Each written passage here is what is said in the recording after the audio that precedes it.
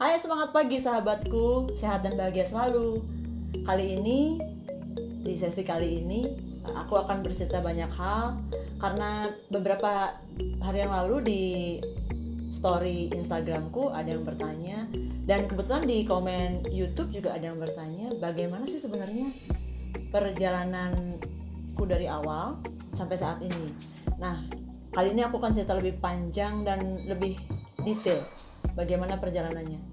Kebetulan hari ini ada yang mampir nggak sengaja, jadi aku culik aja. Ada sahabatku Marta. Hai Marta. Hai, apa kabar semuanya? Mudah-mudahan sehat ya. Sebenarnya sih kalau ngomongin kepo tentang perjalanan sampai sekarang ini, aku kepo juga sih. Kamu kan emang kepo selalu. Gak juga, jangan di underline gitu soal kepo-kepoan. Tapi kan siapa tahu besok-besok jadi modelnya. Oh gitu, modus ya Ta, modus. Sebenarnya kepo apanya sih Ta? Sebenarnya kita udah kenal bertahun-tahun yang lalu, terus kemudian ngeliat Instagram, terus YouTube-nya baru launching kemarin. Okay. Banyak banget. Kamu udah subscribe belum? Sudah pasti. Okay. Like, subscribe, komen belum ya? Jadi gimana sih ceritanya? Karena kan setahu aku sekolahnya bukan jurusan jahit-menjahit, sekolahnya jurusan peruangan kan? Manajemen keuangan. Manajemen keuangan, baik. Itu gimana ceritanya sampai sekarang ini eksis? Kalau aku lihat dari semua perjalananmu, ya biasalah kita kan tahu Sa'dia itu siapa, karena kita sahabatan juga banyak tahu, tetapi cerita di balik semua ini kan nggak ngerti. Kira-kira Dari gimana? awal ya?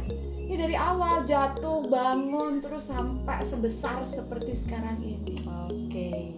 Sebenarnya dari awal itu saat aku semester, kalau nggak salah itu semester 8 saat skripsi. Yang ada mungkin waktu itu sudah mulai lebih dewasa berpikir, yang ada di pikiranku saat itu bagaimana punya pekerjaan yang nantinya bisa mengurus keluarga, terutama anak-anak. Agak tua banget ya mikirnya. Semester 8 udah mikirin masa depan. Iya. Keren banget. Jadi hanya ada 2 pekerjaan yang terpikirkan saat itu, karena aku lihat dosen-dosen perempuanku waktu itu punya waktu yang fleksibel. Oke. Jadi pengennya jadi dosen. Jadi yang pertama jadi dosen. Yang kedua adanya itu jadi tukang jahit. Tukang jahit. Ya. Oke. Karena sebelum aku kuliah di Brawijaya, sebelumnya waktu aku di Jogja itu ada tanteku yang dia memang sekolahnya sekolah fashion. Jadi aku lihat, oh kayaknya bidang ini bisa deh, kalau perempuan ambil ini bisa masih ngurus keluarga. Nah, hanya 2 itu yang ada di dalam pikiranku. Akhirnya setelah lulus kuliah, aku termasuk yang dari satu angkatan, termasuk angkatan yang pertama lulusnya. Aku putuskan untuk ngelamar di UNUD. Jadi dosen. Jadi dosen sayang Tapi banget ya. kandas karena standarnya itu S2 waktu itu. Okay. Sudah S2. Itu tahun 2000. Aku lulusnya 99 dan masuk di Brawijaya itu 94. 95. Jadi dari Brawijaya lulus 95, balik ke Bali. Masuknya Brawijaya 95. Oke. Lulusnya 99. Balik ke Bali tahun 2000 aku melamar di UNUD sebagai dosen, dan itu cita-cita yang kandas. Ya nanti dilamar juga sama UNUD. Nah, setelah itu kan tinggal satu lagi nih, ada cita-citaku yang belum, tukang jahit. Dan aku memutuskan menggali potensiku di situ dari menggambar. Jadi sebenarnya aku cuma bisa gambar desain aja, desain baju itu cuma bisa di situ aja. Jahit nggak bisa, potong nggak bisa. Cuman keinginanku besar di situ, karena pikirku ya kalau aku mengambil ini ya tetap tidak ada bayangan pekerjaan lain. Ketertarikanku di situ. Begitu lulus, tidak melamar di mana-mana. Hebat banget. Dan sampai ibuku marah-marah, rugi kamu sekolah jauh-jauh, rugi sekolah jauh-jauh dan lulusnya cepet. Ya. Kamu nggak mau ngelamar di kantor atau apalah gitu. Tapi kan bukannya sempat kerja? sempat itu karena paksaan juga sih sebenarnya. Bekerja karena paksaan. Iya, itu karena paksaan. Jadi 3 bulan aja di admin bagian keuangan juga itu rasanya seperti sangat tidak menyenangkan, dan 3 bulan aja terus aku kabur. Jadi setelah 3 bulan Ya. berpikir ulang, menata ulang pikirannya, Ya, dan tetap memutuskan menjadi tukang jahit. tukang jahit. Oke. Nah, kebetulan ada sepupuku yang masih kuliah, tapi dia punya usaha jahit, tailor Ya, gitu. ya. Jadi dia membuat seragam yang waktu itu yang dikerjakan kebanyakan seragam hotel. Oke. Ya, ada Hard Rock, ada Ritz-Carlton waktu itu. Proyeknya besar, jadi aku rasanya menemukan duniaku di sana. Ya, aku kerja di sana, namanya BD Tailor. Nah, Oh, BD Tailor saya tahu di daerah Sanglah. oh iya, betul. Zaman-zaman saya kuliah itu pernah jadi BD Tailor, kok nggak Oh, iya. ketemu? Pasti ketemu lah kan Marta ini. Gimana ya waktu itu? Nah, ya? itu Keren. BD Tailor itu terkenal waktu itu. Ya, Jadi benar-benar. kualitasnya bagus banget. Saya sangat berterima kasih sama sepupu saya yang benar-benar memberikan peluang. Jadi tahulah ternyata sistemnya kalau jahit itu kayak ini. Tahu jahitan yang bagus itu ya di situ. Oke. Kenal sama padahal saya kan nggak bisa jahit. Jadi banyak hal yang saya dapatkan di situ dari sistemnya mereka bagaimana. Terbayang lah. Oh, sebenarnya kalau mau nantinya buka usaha itu ya kayak gini. Banyak banget saya dapat di sana pelajaran. Seiring waktu saya sekitar setahun kerja di BD Tailor itu. 2001? Ya, Ya. 2001 lah. Akhirnya ada keinginan karena ingin membuka usaha sendiri tapi nggak punya modal. Tergodalah untuk bekerja di tempat yang awalnya berpikir tempat ini bisa peluang buat saya buat cari modal, kerja di falas, valuta asing, jadi trading. Berapa lama tuh? Pakai ilmunya lah waktu itu nggak lama. Sebenarnya kan karena niatnya pengen punya modal, karena nggak punya modal sama sekali ya waktu itu.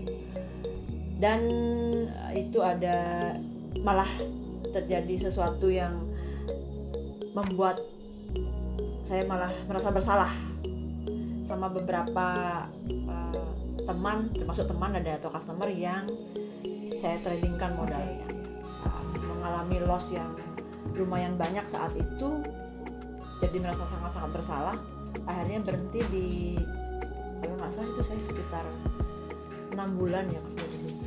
Nah, niatnya mau mengumpulkan modal jadi kandas juga di situ.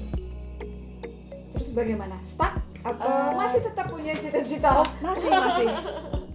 Setelah itu kan merasa berhutang sama mereka Ya, yang ya, oke. mereka yang saya tanda kutip jebloskan lah ke trading itu. Tapi saya harusnya berdamai dengan diri saya. Saya tetap sudah nggak bisa kerja di sepupu saya atau yang hubungan sama jahit, tapi keinginan itu masih ada. Ada pernah di jeda waktu itu sampai bikin sendal yang dari kain endak Bali. Oke.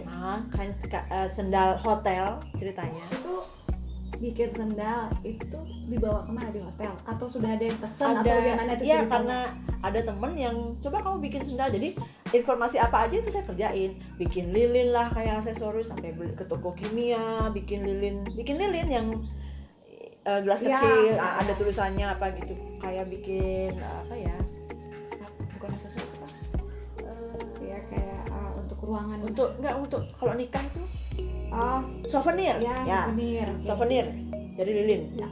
Zaman itu bisa untuk souvenir. Jadi saya kerjain juga. Bikin sendal hotel yang dari endak polos disulam tangan, bunga gitu. Itu lumayan dapatnya. Nah, dulu cari tukangnya lah sendiri gitu. Oh, Pokoknya jadi punya tukang. tukang cari sendiri Oke. tukangnya. Jadi apa aja itu yang di depan mata dikerjain. Pokoknya jadi duit. Ya, jadi duit. Nggak diem. Nggak dia, Nggak diem. Jadi memang Sakda ini orang yang nggak bisa diam ya. Sampai hari ini juga nggak bisa diam. Terus sampai jadi tukang Bentar sendal. lu, itu waktu ngurus sendal itu mungkin orang-orang nggak kebayang ya kalau dulu waktu ngurus Ingat sendal. nggak siapa kira-kira yang pesan mesen sendalnya itu? Ada satu villa, dia nggak terlalu besar, cuman perlu sendal hotel. Jadi sendal hotelnya itu lucu sih. Kalau hotel biasanya kan putih, ini nggak, ini berwarna, pakai kain endek polos, terus saya kasih sulaman bunga di pojoknya, daun, semua kalau finishing sulamnya kerjaan sendiri, tapi sendalnya cari tukang sendal. Nah biasa tuh dulu masuk gang-gang kecil nyari tukang sendal, Ya. terus bawa motor, terus sendalnya itu segini, jadi kalau bawa motor tuh begini, Sampai nggak segitu kelihatan. ya?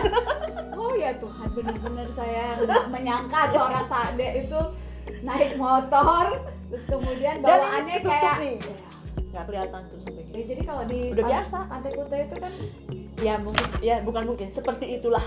ya, Itu. oke, saya sudah bisa membayangkan bagaimana luar biasanya seorang Sade. Sendal dibikin, lilin dibikin, sampai ke toko kimia. Wah ini campurannya, ada temen ngasih tahu. Apapun, sampai beberapa teman saya yang dulu kerja di BIDI menyarankan, ayo buka aja. Tapi kan nggak kebayang bukanya gimana, modal nggak punya.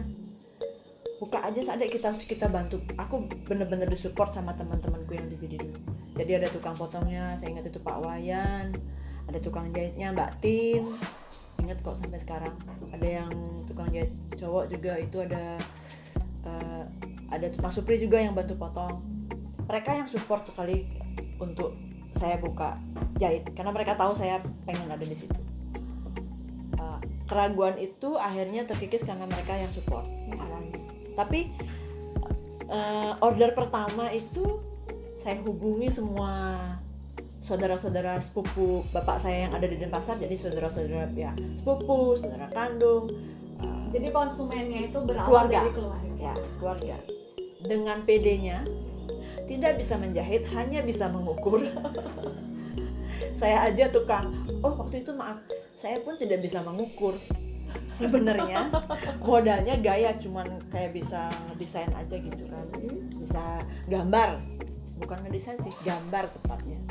Gambar orang yang ada bajunya. Datang ke rumah-rumah saya, ke rumah tante saya, tante mau bikin apa? Ayo aku bikinin.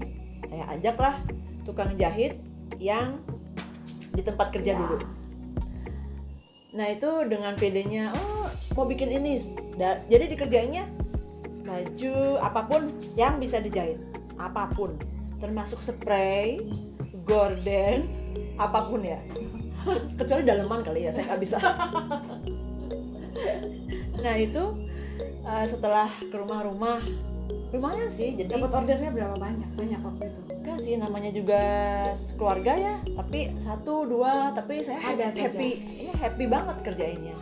Dan sepanjang itu ibu saya juga udah ngomel-ngomel aja. Jadi beberapa om saya yang kebetulan punya jabatan di beberapa BUMN, semua sudah menawarkan posisi yang menyenangkan sebenarnya, karena mereka tahu saya lulusan mana dan tahulah nilainya bagaimana, tahu. Tapi saya tetap bilang, maaf ya om, saya nggak bisa. Jadi penolakan halus terus, karena saya rasa udah kayaknya emang bukan itu. Nah, sepanjang memilih tetap pada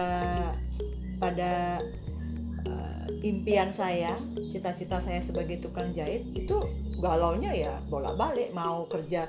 Kalau lihat teman-teman saya di bank dulu, teman-teman saya yang kerja kantoran, Ya, baju rapi, bagus, cantik. Jangan gitu, saya merasa tidak. Ibu rumah tangga masalahnya. Ya itu kalau ngelihat mereka, ketemu mereka, minder juga, karena saya kan nggak pernah bekerja dengan pakaian sebagus itu dari awal. Kerjanya ya pakai sendal, karena di tailor, pakai sendal minimal ya sendal talinya kayak kena gitu, udah nggak pernah pakai sepatu, biasalah santai gitu. Di kegalauan saya itu kakak saya lah yang paling sering. Kakak saya dan kita satu kos dulu, satu kos berdua. Dia selalu ingetin saya dan support saya dari awal. Kok jadi mau nangis? Nggak apa-apa. Jadi kakak itu emang luar biasa berarti ya. Mbak Putu ya? Iya, Satu. satu ya. Luar biasa sekali supportnya. Jadi dia selalu ingetin, pilihanmu kan memang udah nggak mau di situ. Iya. Kalau orang lain terlihat keren tapi kamu nggak happy di sana, terus buat apa? Dia selalu bilang, membesarkan hati saya untuk ingetin, nggak usah, jangan jadi penghalang. Ya. Balik lagi. Ya. Oh iya, saya emang nggak di situ, nggak happy kalau kerja di Yang menjadi passionnya itu ya. Walaupun saya nggak bisa jahit ya, saya nggak bisa potong, ngukur aja belum bisa, tapi keinginan saya besar di situ. Oh ya, ada satu cerita ketinggalan sewaktu saya kerja di BD. Tetap saya untuk mencari tambahan, karena kan hidup di pasar tuh nggak murah ya. Iya. Dari awal waktu saya mau kerja di Denpasar, kakak saya udah wanti-wanti, jangan kaget ya. Kenapa jangan kaget? Beda sama di Malang. Saya nggak ngerti kenapa beda. Pokoknya jangan kaget. Ya bener aja, beli makan ternyata jauh banget kalau sama di Malang. Mungkin di Malang sebulan waktu itu 200.000 tuh kita udah bisa nonton, udah bisa belanja-belanja. Di Denpasar nggak bisa, kurang. Itu berarti tahun 2001. Ya 2001 2002 ya. Iya 2002. Jadi perjalanan 1 tahun itu perjalanan yang cukup. Iya. Sampai cari tambahan nih. Jadi cari tambahan di koran, kalau lihat lamaran kan di koran tuh. Ya. Lihat lamaran tuh bukan lihat dicari akunting, enggak. Garment. Jadi cari part time, cari part time desain atau apa gitu. Dan saya keterima di garment Sibrasira, itu di bypass, dekatnya PLN kan. Itu lumayan, seminggu 2 kali, setengah hari kayak part time gitu. Jadi saya ngedesain gitu, garment, dan banyak juga sih masukan dari situ. Tapi kan beda tipe nih. Yang part time desain itu garment, sepupu saya tailor, beda tipe. Itu lumayan lah buat tambahan penghasilan waktu itu. Tapi itu juga nggak lama, sekitar ya mungkin 6 bulanan atau 8 bulan. Berhenti di BD, lanjut lah yang saya tadi bilang ke Falas itu ya. Proses untuk memutuskan akhirnya, saya di sini ya. Saya nggak kemana-mana. Ya itu gimana lagi? Ya itu support dari kakak saya banget. Selain itu? Dari mantan pacar, sekarang suami saya. Mantan pacar saya, suami saya. Ya berdua mereka yang jadi support. Kalian belum menikah waktu itu? Oh belum. Jadi dari tahun 2002 lah, nggak ya? 2002 ya, 2002. Ya kenalannya kan udah lama nih ya. Nah, itu tapi dia support ya, support banget. Berdua lah kakak saya. Jadi apa-apa selalu, misalnya kakak saya yang waktu itu kerja di McDonald sampai sekarang sih masih. Kalau saya yang waktu itu kan sudah zamannya handphone. Jadi karena dia merasa saya yang lebih perlu, dia belikan buat saya. Kalau kakak saya gitu, jadi udah kamu pakai dulu gitu. Jadi supportnya bener-bener. Nah setelah, nggak usah lama-lama ya cerita kakak saya, nanti saya dulu lagi. Ya orang yang paling berjasa lah dalam mensupport. Ya maksudnya dia kalau saya lagi galau, dia yang ngurusin lagi. Ini loh, nggak apa-apa kamu kelihatan nggak keren, tapi kan kamu happy di situ. Oh iya benar. Jadi setiap kalau ketemu sama teman, kerja di mana, tukang jahit, kayaknya gimana. Tapi I'm happy, tapi nggak bisa jelasin ini pekerjaan yang saya pilih waktu itu, saat itu kan.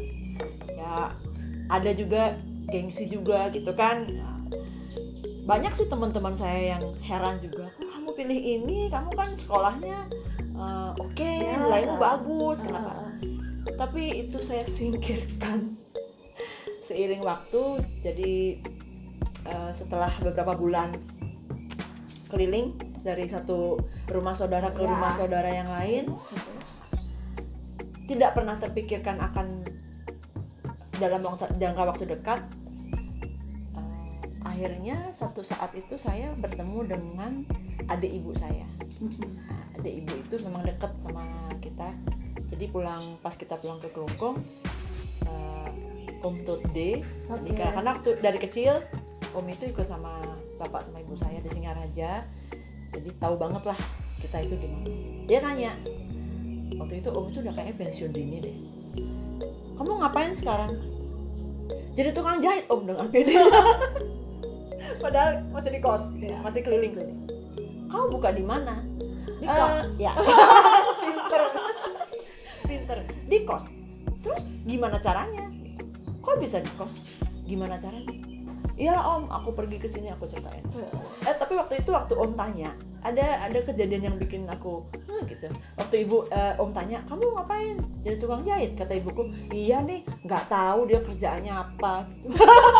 Seperti tidak setuju.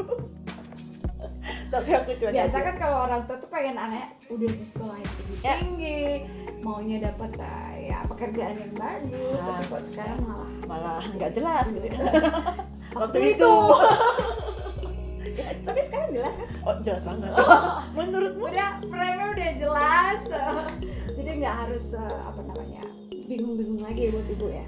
Iya. Kemudian? Akhirnya om bilang gini, udah kamu cari tempat aja. Oh kan kaget, cari tempat dari mana duitnya gitu, terus gimana gitu. Terus gimana kamu mau usaha kalau kamu nggak punya tempat? Nah itu pertama kali om. Beneran nih om, beneran gitu. Aku tahu om itu bukan tipe orang yang bercanda gitu kan. Oh ya udah, tapi antara ini ya enggak sih, ya enggak gitu kan. Ya udah cari tempat. Jadi tanyain kontrakan sambil masih bingung sih nih maksudnya gimana gitu. Tapi ya udah cari tempat. Dapatlah deket sama kos-kosan. Waktu itu aku kos di Dewata. Jadi Jalan Dewata, terus aku dapat kontrak itu kayaknya Bom Bali berapa ya, 2002. Bom Bali 1 atau 2 lupa.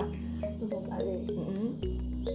Bom Bali 2 2003. Dapat kontrak toko dekat kos-kosan, ya kebetulan sih nggak terlalu jauh dari kos-kosan, di pinggir jalan besar.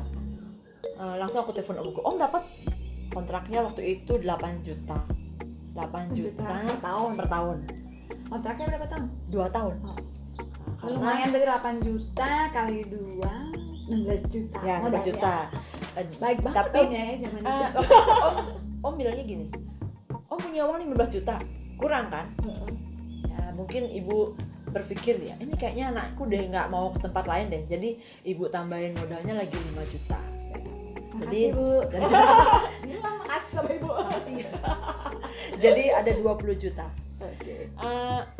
20 juta itu 16 juta buat kontrak toko 2 tahun, 4 juta lagi ada repairin mesin. Waktu itu aku punya mesin jahit 1 dari ibu, jadi nggak beli mesin jahit yang Singer yang dulu setiap rumah kayaknya punya ada. Nah itu yang 1 dari calon mertuaku. Dikumpul-kumpulkan semua mesinnya, jadi nggak terlalu beli banyak. Mesin yang aku beli waktu itu mesin pasang kancing karena nggak punya, dan obras kalau nggak salah. Jadi beli 2 itu yang 4 juta. Sampai renovasi toko itu habis sekitar totally sama kontrak itu sekitar 19 juta. Sisa 1 juta. Ya, jadi modal kerjanya 1 juta saja. Modal kerjanya dari awal. Nah itu, kamu tahu nggak, baru buka toko, yang bantu ngecat itu sepupu-sepupu semua. Kerahkan biar nggak bayar gitu kan. Nggak bayar, gratis gitu. Dicat, sampai cari namanya, terus warnanya apa, itu ya mikir sendiri dari awal. Karena memang aku bukan orang yang hidup di Denpasar, gedenya di Singaraja, sekolahnya di Malang, datang ke Denpasar nggak punya teman. Jadi temennya tuh nggak ada yang ditanyain ini gimana. Jadi benar-benar sendiri. Udah putuskan sendiri, tanya sendiri, jawab sendiri, putuskan sendiri. Setelah itu buka kan, udah selesai renovasi dan segala macam, buka tokonya. Mesin tertata rapi dan saya sendiri. Tidak ada tukang jahit, tidak ada yang potong, cuma sama mesin. Jadi cuman kalau datang ke situ ngeliat, ibu saya mau order, nggak ada siapa-siapa. Tukang ukurnya Sade, tukang cuma ada saya. Order Sade. Jadi kalau buka pagi cuma sama mesin. Nah cara kerjanya, cara mengakali biar orang tidak berpikir yang gimana waktu itu. Kok nggak ada siapa gitu kan? lagi kok sendiri aja gitu kan. Oh, jawabanku, maaf ya bagi yang dulu bohong-bohong. Kok nggak ada siapa? Saya bilang gini, oh ini cabang baru, jadi tukangnya ada di tempat yang lama. Jadi tukangnya ada di tempat yang lama semua. Jadi kayak ini cabang baru yang penunggunya saya aja dulu. jangan-jangan trik ini bisa dipakai lagi. Oh nggak apa-apa, boleh. Jadi akhirnya mereka percaya, oh berarti sudah berpengalaman atau ya segala macam. Syukurnya itu dari awal sampai sekarang lah, setiap waktu itu setiap hari ada aja yang jahit 1, 2, 3. Pasti pengen tahu, kepo nggak gimana caranya kalau ada order, sedangkan saya sendiri. Buka toko, Ya. terima order, kalau ada yang order ya Tutup. 1, syukur banget gitu kan. Perlu kain, Ya. tutup tokonya lagi. Belanja beli kain, pulang buka lagi, tungguin, nggak kerja. Terus jam 6 sore di atas setelah jam 5, di atas jam 5, nah jam 6 teman-teman saya yang di BD datang, tukang potongnya, tukang jahitnya datanglah bantu saya untuk mengerjakan order itu. Jadi pekerjaan itu sudah dilakukan setelah Jam kerja mereka. ya setelah office hour mereka. Ya, Luar jadi mereka biasa sekali bantu. mereka ya. Mereka support banget, itu yang sampai sekarang, aduh ini bener-bener kalau nggak gitu mungkin nggak bisa jalan, karena mereka ayo buka aja gitu. Jadi mereka kerja jam 6 atau jam ya setelah jam kerja mereka jam 5, tukang potongnya, tukang jahitnya saya tungguin, entah itu sampai mungkin sampai jam 10 ya atau jam 11, mereka kerjanya cepet kan. Nah setelah itu baru saya tutup toko. Besoknya saya pasang kancing sendiri, saya zoom apa gitu, finishing Ya. saya setrika. Nah, sebelumnya kalau proses finishing saya sudah belajar dari teman-teman saya yang kerja di BD. Prosesnya begitu setiap hari, sampai ada yang dulu order itu dia mau sekarang, besok jadi. Iya aja, oke. Pokoknya oke, yang penting dapat order. Itu dikerjain sampai jam 12 malam loh. Ya, Jam nggak 12 masalah ya. malamnya nggak masalah gitu kan. Tutup toko, besoknya buka lagi sendiri. Itu berbulan-bulan. Jadi ya tetap Nggak ada capeknya ya waktu itu kalau saya pikir. semangat. Ya. Kalau sekarang pikir orang kan berpikir nggak pakai modal, nggak Ya. punya uang, nggak punya tempat, nggak punya keahlian. Bagaimana bisa? Ini seorang Sade ini emang luar biasa, panutan buat saya. Semangatnya Bu Marta, karena menurut saya sudah nggak ada pilihan lain yang akan saya kerjakan, karena inilah yang saya mau kejar. Impian saya tinggal satu kan, tukang jahit kan. Dosen udah kandas nih, nggak mungkin karena standarnya S2. Oke, setelah itu gimana? Setelah itu ya berbulan-bulan, akhirnya sampai pernah satu. Ada nggak pengalaman yang istilahnya nggak mengenakan selama? Oh jelas ada. Yang paling berkesan. paling ketar-ketir karena modalnya mepet kan. Jadi pernah berapa order dan saya tinggal pegang uang sebanyak 135.000 dari modal itu. Dan selama awal usaha sampai kurang lebih setahun ya atau 2 tahun, saya tidak bisa menggaji diri saya sendiri. Penyelamat hidup untuk sekedar uang makan, balik lagi kakak saya dan mantan pacar saya yang sekarang suami saya, itu berdua gantian deh. Punya duit nggak? Enggak. Enggak. Jadi minggu ini yang ngasih uang buat makan aja, nggak bisa belanja apa-apa dan nggak bisa ambil uang dari perusahaan, itu nggak bisa. Masih 1 juta loh, nggak bisa diambil untuk uang keperluan pribadi, nggak bisa. Kakak yang ngasih uang buat beli makan aja, itu untuk hidup aja, dah nggak ada mau beli ini, nggak keinginan untuk shop, nggak ada. Karena dari yang bener-bener yang bantu ya berdua ini, mereka kerja. Pernah satu kali, bukan 130 sih, itu uangnya yang kepegang dari modal itu cuma 65.000 karena masih muter nih, ordernya belum dibayar. Ya. Tapi ada order masuk dan saya harus beli kain. Itu tuh gimana caranya gitu kan, nggak mau pinjam uang. Kok ada kebetulan yang order itu ada adiknya ibu yang kerja di Telkom. Nah, Jadi om itu, om mau bikin celana, oh ya om.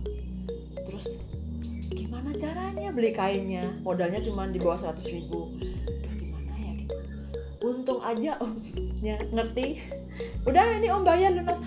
Langsung ada duit buat beli kain, muter lagi.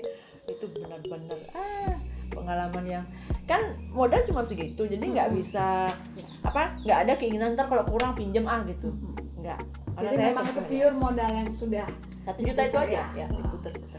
Harus disiplin kan memang, jadi nggak boleh diambil untuk keperluan yang bukan keperluan perusahaan. Ya untungnya ada supporternya ini, untuk makan aja, beli makan udah syukur kan ya. Itu setahun sendiri beli belanja ya sendiri, naik motor ya udah sendiri. 2002 ya 2003 ada keinginan, karena kan 2 tahun kontrak itu saya berpikir ini kalau saya kontrak lagi akan menghabiskan uang modal. Saya anggapnya gini, kalau kontrak uangnya hilang, tapi kalau punya sendiri walaupun nyicil uangnya masih. Itu akhirnya uang dari penghasilan itu dikumpulin gitu. Ada ya memang terkumpul kan, jadi memang belum dipakai, jadi dikumpulin. Nggak kebayang sih sebenarnya sebelumnya. Tapi ada yang kelewatan juga ya, balik dulu lagi ya flashbacknya. Prosesnya akhirnya punya tukang setahun itu nggak lama sih. Jadi ada sepupu saya yang memang dari SMP dulu, dia ikut sama keluargaku, keluargaku di Singaraja, sekolahnya SMK, terus ikut di Jakarta sampai dia mahir, dan memang di situ jahit lah. Akhirnya dia memutuskan untuk pulang ke Bali karena dia tahu saya buka ini. Aku pulang sajalah, aku tarik ke Bali. Akhirnya dia yang pegang untuk potong, jahit juga dia bisa. Ya terima, ada beberapa tukang jahit yang dulu kerja di tempat sepupu, mereka yang berinisiatif untuk pindah ya, bekerja sama aku di tempat yang baru, dan berjalanlah sudah nggak sendiri lagi, paling nggak ada kehidupan lah di toko saya yang dulu. Jadi nggak buka tutup sendiri ya? Oh enggak, buka udah ada temennya, udah ada isinya. Itu lumayan berapa bulan ya tuh, ada sekitar 4 bulan mungkin saya sendiri. Jadi habis itu setelah itu ya lumayan, setiap hari ada order terus. Sampai 2003 ada kesempatan, rasanya kalau 2004 saya kontrak lagi, uangnya menurut saya hilang. Betul. Ya ini yang namanya keajaiban mimpi ya. Nah, kebetulan saya tukang mimpi. Jadi tetap memelihara. Aku tukang mimpi. Semua juga orang harus memelihara mimpinya. Iya.